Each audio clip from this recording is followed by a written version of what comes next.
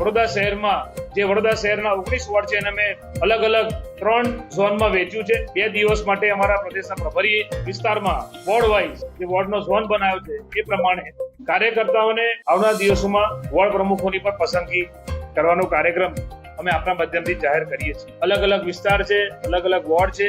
એમાં પ્રદેશ સમિતિની સૂચના મુજબ અમુક વોર્ડમાં એટલે મોટાભાગે જે ક્રાઇટેરિયા બનાવવામાં આવ્યો છે, ધારો કે વોર્ડ પ્રમુખ હોય તો એ વોર્ડ પ્રમુખની પસંદગીનો ક્રાઇટેરિયા એવો રહેશે કે ઓછામાં ઓછા 10 વર્ષથી એ કોંગ્રેસ પાર્ટીમાં સક્રિય રહેલો હોવો જોઈએ અને કામ કરતો હોવો જોઈએ. બીજું કે વોર્ડ પ્રમુખ માટે એક એજ લિમિટ પણ નક્કી કરવામાં આવી છે કે બિલો 55 એટલે કે 55 વર્ષથી નીચેના લોકોને વોર્ડ પ્રમુખ માટે પસંદગીની પ્રક્રિયામાં પ્રદેશના જે પ્રભારી આવશે એનો એક ક્રાઇટેરિયા એમને રાખેલો છે. જે નવા લોકો જોડાવા માંગે છે એમના માટે પણ અમે સભ્ય નોંધણી પણ શરૂ કરી રહ્યા છે.